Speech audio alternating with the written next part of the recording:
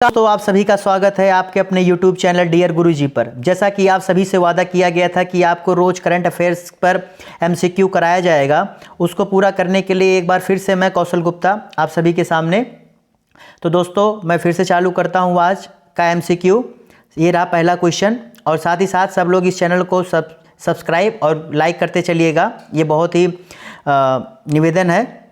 पहला क्वेश्चन ये रहा कि हसन दियाब के इस्तीफ़ा देने के बाद लेबनान के नए प्रधानमंत्री कौन बन गए हैं। यहाँ पर कह रहा है हसन दियाब के इस्तीफ़ा देने के बाद लेबनान के नए प्रधानमंत्री, यहाँ पर लेबनान देश के बारे में पूछा जा रहा है। तो इसका उत्तर देते चलिए दोस्तों।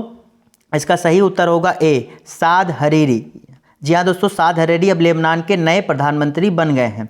दूसरा कह रहा है UNCTAD अनटैड का पहला फुल फॉर्म जान लीजिए, क्योंकि ये भी पूछ सकता है आपसे पेपर में। तो इसका पूरा फुल फॉर्म है United nation conference on trade and development.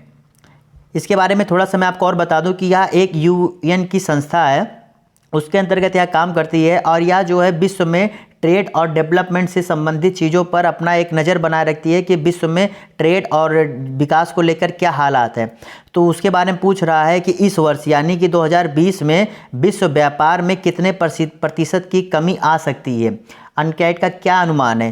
तो इसका उत्तर देते चलिए साथियों मेरे साथ में। जी हाँ दोस्तों, इसका सही उत्तर है बी, 7 से 9% की कमी इस वर्ष अनकैड के अनुसार आ सकती है।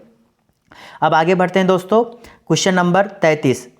हाल ही में 2020 Sheikh Russel international air rifles championship की महिलाओं की प्रतिस्पर्धा में किसने स्वर्ण पदक जीता। यहाँ पर आपसे पूछ रहा है कि 2020 Sheikh Russel air rifles championship, इसको आपने पहले इसको नोट कर लीजिए, किसके बारे में बात कर रहा है। Sheikh Russel international air rifles championship, और इसमें पूछ रहा है महिलाओं की स्पर्धा में। तो किसने स्वर्ण पदक जीता है, जवाब देते चलिए मेरे साथ में। जी हाँ दोस्तों, इसका सही उत्तर है बी, इलावेनिल वलारिवन ने। इलावेनिल वलारिवन ने। इसमें इस आयोजन की जो चैंपियनशिप हुआ था, एक खासियत ये थी कि ये वर्चुअली खेला गया था। अब वर्चुअली कहेंगे कैसे खेला सकता है, तो यानी कि जो भी लोग जहाँ पर थे वो वहीं से खेलते हुए सबको एक साथ रख के, जैसे आप जूम एक ग्रुप है उसके जरिए से आप लोग बैठकर बातें कर लेते हैं, सेम उसी तरीके से कुछ आयोजन किया गया था। अब आगे बढ़ते हैं दोस्तों। 33 नंबर हो गया। 34 नंबर कह रहा है हाल ही में जारी द एशिया पावर इंडेक्स 2020 में भारत की रैंकिंग कौन सी है। इसमें कह रहा है, पहले आप इस पर ध्यान दीजिएगा कि कौन सा इंडेक्स है। ये इंडेक्स के बारे में बात कर रहा है, द एशिया पावर इंडेक्स 2020। इसमें पूछा जा रहा है भारत की रैंकिंग। तो भारत की रैंकिंग क्या थी, आप लोग बताइए। जी हाँ दोस्तों, इसका सही उत्तर है डी, चौथा। जिन लोगों ने डी पर आंसर लगाया है वो अपना सही कर लें, और साथ ही साथ सब उत्तर देते चलें। मैं देख रहा हूँ यहाँ पर सभी लोग उत्तर नहीं दे रहे हैं, या तो उनकी तैयारी नहीं हुई है या तो फिर करना नहीं चाह रहे हैं। ऐसा ना करें, साथ साथ उत्तर देते चलें। अब आते हैं 35वें नंबर क्वेश्चन पर। 35वां नंबर क्वेश्चन कह रहा है कि हाल ही में किस राज्य ने 80,000 सरकारी स्कूलों के लिए स्मार्ट ब्लैक बोर्ड योजना की शुरुआत की। किस चीज़ की शुरुआत की है, smart black board. Smart black board का मतलब ये है कि वो डिजिटली जो है पढ़ाए जाएंगे। उसमें पहले ब्लैक बोर्ड तो होगा, बट उसमें सब कुछ डिजिटली तरीके से किया जाएगा, तो उसे स्मार्ट ब्लैक बोर्ड, और ये पूरा एक योजना बनाया गया है। और पूछ रहा है किस राज्य के द्वारा, तो ये राज्य कौन सा है आप लोग बताते चलिए। हाँ, ये राज्य है तमिलनाडु। जिन लोगों ने ए पर टिक किया है वो अपना सही कर लें।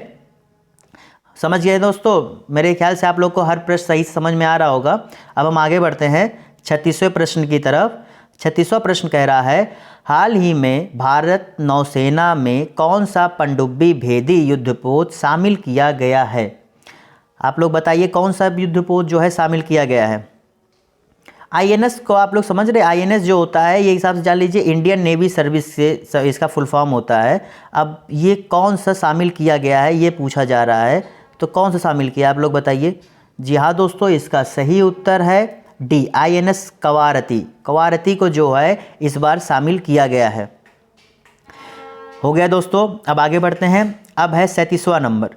37वां नंबर कह रहा है भारतीय नौ वायुसेना की पहली महिला अधिकारी का नाम क्या है जिनका हाल ही में निधन हो गया, यानी कि इनका निधन हो चुका है। ये पहली थी, इस पर ध्यान दीजिएगा, ये कह रहा है कि पहली थी जिनका निधन हो गया है।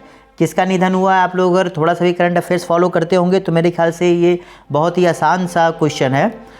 जी हाँ, जो लोग सी लगा रहे हैं बिल्कुल सही, विजय लक्ष्मी रमन्नन। विजय लक्ष्मी रमन्नन जो वायुसेना की पहली महिला अधिकारी थी, उनका निधन अभी हाल ही में हो गया।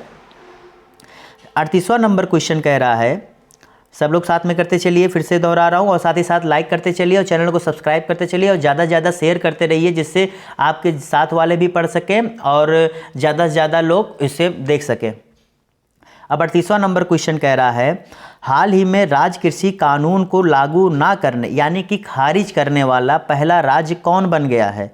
आप लोग देख रहे होंगे इस समय, जो भी अगर थोड़ा भी न्यूज़ देख रहे होंगे तो इसको लेकर अभी काफ़ी देश में एक प्रोटेस्ट चल रहा है। तो अब आप अंदाज़ा लगाइए कि पहला राज्य कौन सा हो सकता है।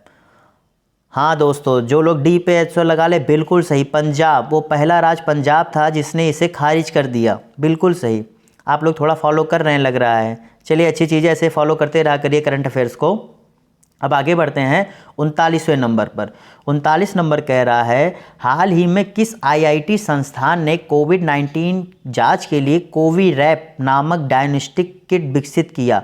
पहले आप ध्यान दीजिएगा, कोविरैप ये बहुत इंपॉर्टेंट है, क्योंकि ये भी पूछ सकता है कि किसने क्या किया और किसने क्या किया। ये बहुत ही मतलब उल्टा करके भी पूछा सकता है, तो इसलिए आप जानिए कोविरैप किसने विकसित किया पूछ रहा है, या इसी का उल्टा पूछ सकता है कि इस आईआईटी ने क्या विकसित किया। ठीक है, इस पे इसलिए कीवर्ड्स मैं आपको बताता रहता हूँ। तो इसका सही उत्तर क्या होगा दोस्तों? इसका सही उत्तर होगा बी, आईआईटी खड़गपुर। हाँ दोस्तों, बी, आईआईटी खड़गपुर ने ही ये अभी विकसित किया था, जो डायग्नोस्टिक किट है। अब प्रश्न नंबर 40 की ओर बढ़ते हैं। प्रश्न नंबर 40 कह रहा है हाल ही में नासा द्वारा चंद्रमा पर पहला सेलुलर नेटवर्क स्थापित करने के लिए किस नेटवर्क का चयन किया गया है? यहाँ पर आपसे कह रहा है सेलुलर नेटवर्क, सेलुलर नेटवर्क, और किसके द्वारा किया जा रहा है? नासा द्वारा, यानी कि नासा द्वारा, और कहाँ पर? चंद्रमा पर। यानी कि आप दो बार ध्यान दें, नासा द्वारा चंद्रमा पर सेलुलर नेटवर्क स्थापित करने के लिए किस नेटवर्क का चयन किया गया है? ये थोड़ा सा अच्छा क्वेश्चन है, तो मैं समझ रहा हूँ, आप लोग ट्राई करिए। जी हाँ दोस्तों, सी, वो कंपनी है नोकिया को नासा ने चंद्रमा पर पहला सेलुलर नेटवर्क स्थापित करने के लिए चुना है। देखते हैं आगे क्या होता है, ये काफ़ी अच्छी न्यूज़ भी है। और 41 नंबर प्रश्न की ओर बढ़ते हैं। 41 नंबर प्रश्न पूछ रहा है हाल ही में भारत के किस राज्य में पहली बार हींग की खेती शुरू हुई है? किस चीज़ की खेती? ये बहुत ही मतलब आप देखेंगे ऐसे क्वेश्चन ज़्यादातर पूछे जाते हैं कि हींग की खेती शुरू हुई है, और ये पहली बार हुई है, यानी कि पहली बार हींग की खेती शुरू की गई है। वो राज्य कौन सा है? वो राज्य है आपका हिमाचल प्रदेश। जिन लोगों ने हिमाचल प्रदेश पर सही लगाया है वो अपना सही कर ले। आगे बढ़ते चले, और फिर एक बार मैं बताना चाहता हूँ कि चैनल को सब्सक्राइब करिए और ज़्यादा लाइक करते चलिए। काफ़ी कम लाइक आए अभी तक, हमारे साथ में लाइक करते रहिए, कम से कम एक उत्साह तो देते रहिए आप लोग लाइक के जरिए। अब प्रश्न नंबर 42 की ओर बढ़ते हैं। 42 नंबर पूछ रहा है हाल ही में मास्क की कीमतों को सीमित करने वाला देश का पहला राज्य कौन बना है? यहाँ पर पूछ रहा है मास्क की कीमतों को, यानी जो आप लोग मास्क आप देखेंगे कोविड-19 टाइम स्टार्टिंग में काफ़ी महंगे बिके थे, जो बाद में धीरे धीरे सस्ते होते गए, लेकिन इसको इस कीमतों को सीमित करने वाला देश का पहला राज्य कौन सा बना था? जिसने एक वो लगा दिए थे कि आप इससे ज़्यादा महंगा नहीं बेच सकते, तो कौन राज्य था वो? आप लोग सोचिए।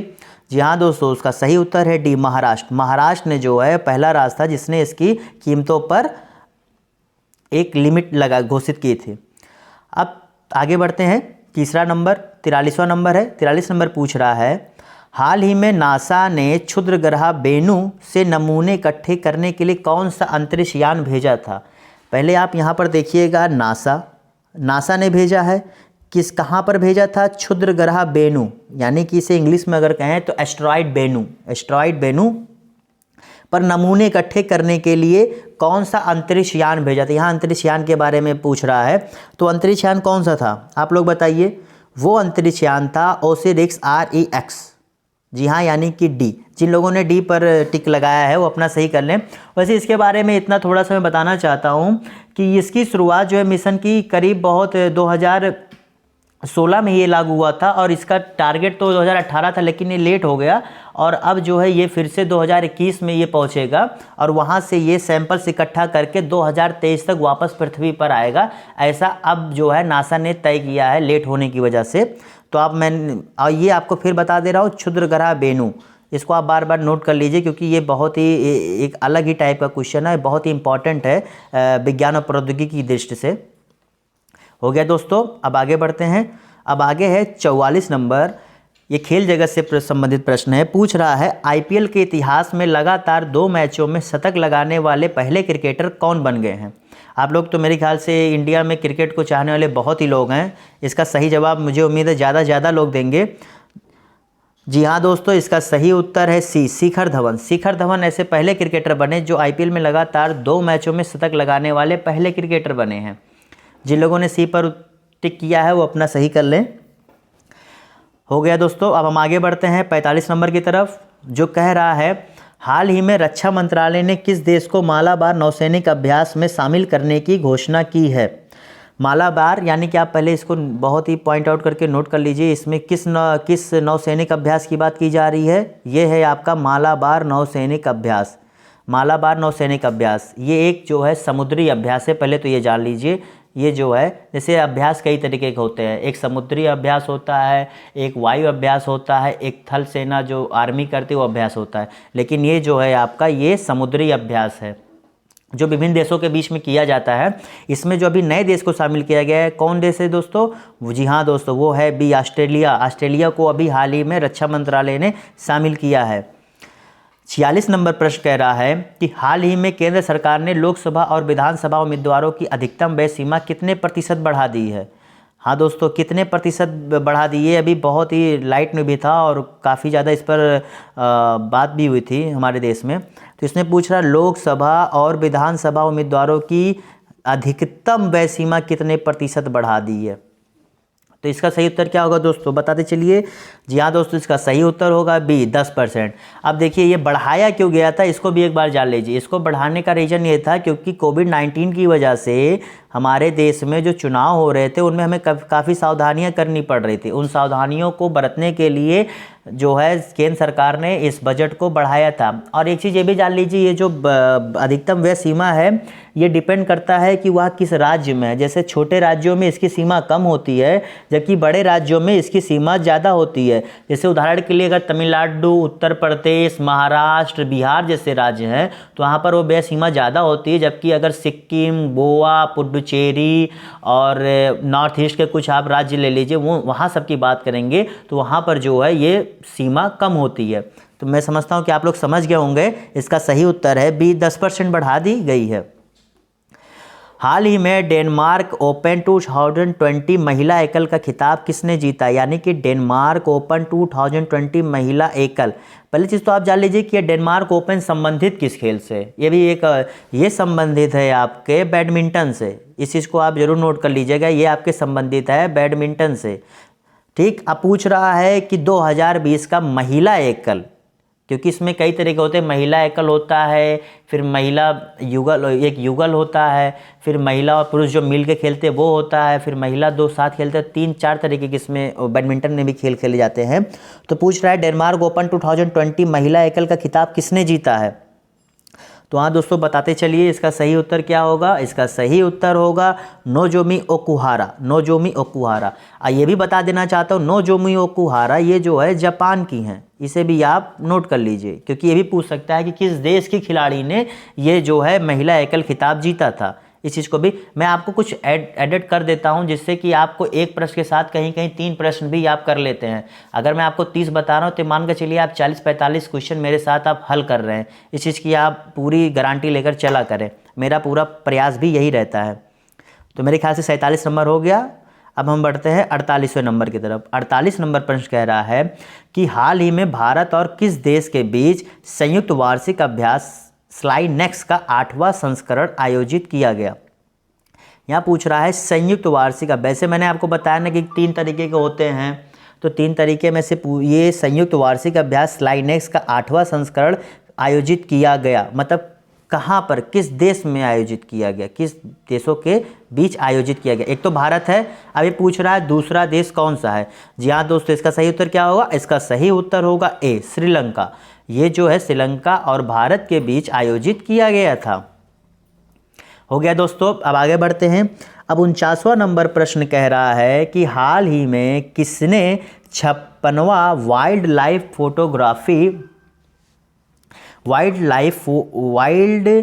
फोटोग्राफर ऑफ द ईयर 2020 पुरस्कार जीता है।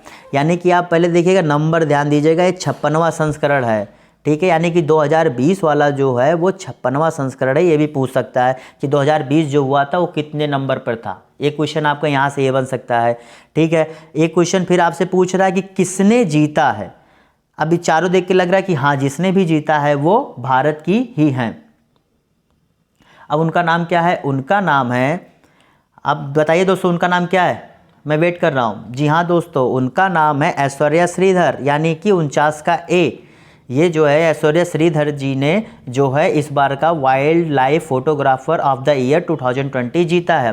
वैसे wild life photographer of the year देखा जाए तो ये हर साल दिया जाता है, ये भी जान लीजिए। अगर पूछे कि वार्षिक, ऐसा प्रश्न आ सकता है कि वार्षिक है, द्विवार्षिक है, त्रिवार्षिक है, ये भी प्रश्न पूछ लेता है। तो ये आपको पता होना चाहिए कि ये वार्षिक है और 2020 इसका 56वां था। और 2020 में जीतने वाली जो महिला थी उनका नाम था ऐश्वर्या श्रीधर। मेरे ख्याल से प्रश्न भी हो गया, आप लोग को पूरा क्लियर हो गया होगा। अब हम आगे बढ़ते हैं। आगे कह रहा है कि हाल ही में किस देश के पासपोर्ट को दुनिया का सबसे शक्तिशाली पासपोर्ट बताया गया है। बताइए दोस्तों, ये तो मेरे ख्याल से काफ़ी न्यूज़ में भी रहा था, क्योंकि काफ़ी ज़्यादा आया था, क्योंकि कोविड के बीच में काफ़ी चर्चा का विषय भी रहा, क्योंकि आपस में सुरक्षा को लेकर इतना ध्यान देना था। तो ये कौन सा देश है दोस्तों, बताइए। हाँ दोस्तों, इसका सही उत्तर है न्यूजीलैंड। जिन लोगों ने न्यूजीलैंड लगाया वो अपना सही टिक कर लें, और मेरे साथ आप लोग भी उत्तर देते चले, काफ़ी कम उत्तर आ रहे हैं। और फिर से एक बार बताना चाह रहा हूँ कि चैनल को सब्सक्राइब करें, लाइक करें और ज़्यादा ज़्यादा अपने दोस्तों के बीच शेयर करें। और ये भी बताते चलें कि जो मैं आपको पढ़ा रहा हूँ क्या आपको समझ में आ रहा है। अगर आ रहा है तो इसे और ज़्यादा से ज़्यादा लाइक करें। अब हम आगे बढ़ते हैं। 50 नंबर क्वेश्चन हो ही चुका है। अब हम आगे बढ़ते हैं, जो है 51वां नंबर पूछ रहा है कि हाल ही में किस फुटबॉल क्लब को खिताब जीतने के 7 महीने बाद आई लीग 2019-20 की चैंपियंस ट्रॉफी प्रदान की गई। आप देख रहे हैं कि ये तो काफ़ी है, लेकिन इसमें ये उत्तर हिसाब से काफ़ी इजी भी है। इसका उत्तर है ए, मोहन बागान, क्योंकि यही एक है जो अपने देश में काफ़ी प्रेस्टीजियस माने की बहुत ही अच्छी एक हिसाब से क्लब है। तो इसका उत्तर है ए। समझ गए दोस्तों। अब बढ़ते आगे 52 की तरफ। 52 कह रहा है कि सुप्रीम कोर्ट ने पराली जलाने से रोकने के लिए किसकी अध्यक्षता में आयोग का गठन किया है। किसकी अध्यक्षता में आयोग का गठन किया। अब यहाँ से 2 प्रश्न ऐसे बन सकते हैं। एक तो इसने पूछ लिया किसकी अध्यक्षता में, एक प्रश्न तो पूछ रहा है, फिर पूछ रहा है ये जो कमेटी बनाई गई थी ये किसके द्वारा बनाई गई थी। तो किसके द्वारा बनाई गई है, सुप्रीम कोर्ट के द्वारा। अब देखिए यहाँ तो आप समझ गए ना कि एक प्रश्न हो सकता है कि सुप्रीम कोर्ट की अध्यक्षता में किसके द्वारा बनाएगी, या फिर जो ये कमेटी बनाएगी ये किसके अंतर्गत बनाएगी, सुप्रीम कोर्ट। यानी कि आपका यहाँ से 2 प्रश्न ये बन गया। अब किसकी अध्यक्षता में बनाई गई है, तो वो उसका सही उत्तर है। उसका सही उत्तर क्या है दोस्तों, बताइए। उसका सही उत्तर है जस्टिस मदन बी लोकुर, यानी कि डी। जिन लोगों ने डी पर टिक लगाया है वो अपना सही कर लें। हो गया दोस्तों। अब हम आगे बढ़ते हैं 53वें नंबर प्रश्न की तरफ। 53वां नंबर प्रश्न कह रहा है संगीत समारोह जश्न ए हारुद का उद्घाटन कहाँ हुआ। मेरे ख्याल से ये तो बहुत ही इजी क्वेश्चन है, क्योंकि जिस हिसाब से ऑप्शन दिया गया है और जो वो प्रश्न कह रहा है वो आपको तुरंत समझ में आ जाना चाहिए। इसका सही उत्तर है डी। इसलिए मैं कह रहा हूँ क्योंकि जश्न हारुद ये आपको एक उर्दू शब्द है, ठीक है। और आप देख रहे हैं यहाँ सब कहीं पर भी ऐसा आयोजन होने के ना के बराबर चांस है, क्योंकि ये एक सरकारी समारोह था, या समझिए एक सरकारी समारोह था, ठीक है। इसलिए जो है मैं आपसे कह रहा हूँ कि इसलिए ये जम्मू कश्मीर, इसलिए इजी क्वेश्चन मैं आपको इसीलिए कह रहा था, ठीक है। मैं समझ रहा हूँ आप लोग समझ गए, ठीक है। तो अब आगे बढ़ते हैं 54वें प्रश्न की तरफ, ठीक है दोस्तों। हाल ही में किस मंत्रालय द्वारा विहारा नामक एक वेबिनार का आयोजन किया गया। ये बहुत इंपॉर्टेंट क्वेश्चन है। मैं इसे जैसे जो बहुत इंपॉर्टेंट होता है प्रत्येक दिन वो मैं आपको बताते चलता हूँ। तो ऐसे आज के लिए मैं कहूँगा कि ये विहारा नामक एक वेबिनार जो है आयोजन किया गया, ये भी एक इम्पॉर्टेंट क्वेश्चन है। आप दो कीवर्ड ध्यान दे लीजिए कि बिहारा नामक वेबिनार आयोजन किया गया था और एक मंत्रालय द्वारा। यहाँ मंत्रालय का पूछ रहा है तो इसका सही उत्तर क्या होगा बताइए दोस्तों। इसका सही उत्तर होगा आयुष मंत्रालय। अब आप लोग आप मेरे ख्याल से आप में ज़्यादा लोग जानते होंगे आयुष मंत्रालय क्या है। अगर नहीं जानते चलिए मैं बता देता हूँ। आयुष मंत्रालय वो मंत्रालय है जिसमें जो है योग, प्राकृतिक चिकित्सा, सिद्ध, आयुर्वेद, इन सब चीज़ों से संबंधित जो है चीज़ों को लेकर एक मिनिस्ट्री बनाई गई है जो इन सब के डेवलपमेंट के लिए या लोगों में प्रचार के लिए ये काम करती है। ठीक है, तो यानी कि क्वेश्चन तो इम्पॉर्टेंट है, आपको मैंने पहले बता दिया और इसका सही उत्तर है आयुष मंत्रालय सी। मैं समझ रहा हूँ आप लोग समझ गए होंगे। चलिए अब आगे बढ़ते हैं 55वें प्रश्न की तरफ, जो कह रहा है हाल ही में कौन यूनेस्को में भारत के अगले अस्थायी प्रतिनिधि नियुक्त किए गए हैं। यहाँ पर ध्यान दीजिएगा, यूनेस्को एक वर्ड है, यूनेस्को। ठीक है, आप लोग यूनेस्को जानते हो, ये भी एक यूएन की संस्था है। जैसे UNCTAD मैंने आपको बताया, वैसे ये भी यूएन की संस्था है। अब कह रहा अस्थायी प्रतिनिधि। देखिए यूएन की जो संस्थाएं हैं उनमें दो तरह से प्रतिनिधि नियुक्त किए जाते हैं, एक अस्थायी होते हैं, एक अस्थायी होते हैं। लेकिन यहाँ पर अस्थायी प्रतिनिधि के बारे में कह रहा है, इस चीज़ को आप अच्छे समझिएगा। तो अस्थायी प्रतिनिधि किसे नियुक्त किया गया है, जवाब देते चलिए। हाँ, इसका सही उत्तर है विशाल वी शर्मा। विशाल वी शर्मा जी को इस बार का जो है अस्थायी प्रतिनिधि नियुक्त किया गया है। अब हम 56वें प्रश्न की तरफ बढ़ते हैं। हो गया दोस्तों, चलिए। लॉन्सेट मेडिकल रिपोर्ट के अनुसार भारत में जीवन प्रत्याशा बढ़कर कितने साल की हो गई है। आप लोग बताइए दोस्तों, क्योंकि ये बहुत ही एक अच्छा प्रश्न है, इसीलिए मैं जो चाहता हूँ आप लोग भी इसका उत्तर दें, क्योंकि ये हमारे इंडियंस की एक बढ़ोतरी हुई है, एक यानी कि डेवलपमेंट हम लोग कर रहे हैं और वर्ल्ड लेवल पे भी हम एक अच्छे तरीके से पेश होंगे अगर ऐसे अच्छे न्यूज़ आते रहेंगे। यहाँ पे पहली बात ध्यान लीजिए, किसने जारी किया है, लॉन्सेट मेडिकल रिपोर्ट, पहला कीवर्ड हो गया। अब पूछ रहा है कि जीवन प्रत्याशा यानी कि लाइफ एक्सपेक्टेंसी, जीवन प्रत्याशा से इंग्लिश में कहते हैं लाइफ एक्सपेक्टेंसी, ये बढ़कर कितने प्रतिशत हो गई है। जवाब दीजिए। इसका सही उत्तर है 17.8 साल, यानी कि 70.8 साल। अब यहाँ पर यह भी जानने वाली बात है कि इससे पहले हमारी कितनी थी। इससे पहले हमारी 1990 में हमारे भारत की इसी रिपोर्ट के अनुसार हमारी थी 59.6 ईयर। कितनी थी, 59.6 ईयर, यानी कि हमारी कितनी बड़ी 11.2 ईयर्स हमारी जो है एक जीवन लाइफ एक्सपेक्टेंसी बढ़ गई है। अब सोचिए कितनी अच्छी चीज़ है भारत जैसे देश के लिए, जिसके ऊपर हमेशा ये कहा जाता है कि गरीबों का देश है, भुखमरी है। खैर है, लेकिन अब हम काफ़ी आगे बढ़ रहे हैं और बढ़ते रहना भी चाहिए। अब हम आते हैं अगले प्रश्न की तरफ, 57 नंबर कह रहा है हाल ही में जारी वैश्विक भूखमरी सूचकांक 2020 में भारत किस स्थान पर है। देखिए अभी एक अच्छाई बात की थी, चलिए एक बुरी बात भी आ गई। बुरी क्या है, अच्छी, चलिए जवाब दीजिए। वैश्विक भूखमरी सूचकांक 2020 में भारत किस स्थान पर है। वैसे एक चीज़ मैं आपको बता देना चाहता हूँ कि कोविड की वजह से आप मान के चलिए कि भारत जैसे देश में भूखमरी ज़्यादा बढ़ी है। ठीक है, भारत जैसे देश ही नहीं, जो मैं कहूँगा जो छोटे देश है जहाँ जनसंख्या ज़्यादा है, अर्थव्यवस्था कमज़ोर है, आप देखिए साउथ ईस्ट एशिया मतलब दक्षिण एशियाई देशों में भी ये काफ़ी बढ़ा हुआ मिलेगा, अफ्रीका देशों में भी। चलिए प्रश्न पर आते हैं कि भारत किस स्थान पर है। भारत किस स्थान पर है, वैश्विक भूखमरी सूचकांक 2020 में भारत किस स्थान पर है, बताइए दोस्तों। ये काफ़ी इंपॉर्टेंट क्वेश्चन है इस साल के लिए, क्योंकि ये काफ़ी ज़्यादा चांसेस इसके आने के। इसका सही उत्तर है 94वां, यानी कि हमारा जो है 94 नंबर पर हम आते हैं विश्व भूखमरी सूचकांक 2020 के अनुसार। ठीक है दोस्तों, चलिए हो गया। अब आगे बढ़ते हैं। आगे कह रहा है हाल ही में कौन हाफ मैराथन चैंपियनशिप गिडिनिया 2020 की ब्रांड एम्बेसडर बनी है। माफ़ करिएगा, थोड़ा सा प्रोनाउंसिएशन में दिक्कत हुई। हाफ मैराथन चैंपियनशिप डिनिया 2020 की ब्रांड एम्बेसडर बनी है। बताइए इसका सही उत्तर क्या होगा, क्योंकि मेरे ख्याल से खेल जगत की प्रश्न है और खेल जगत तो है ही। आप लोग बताइए इसका सही उत्तर क्या होगा, फिर से ध्यान दे दीजिए।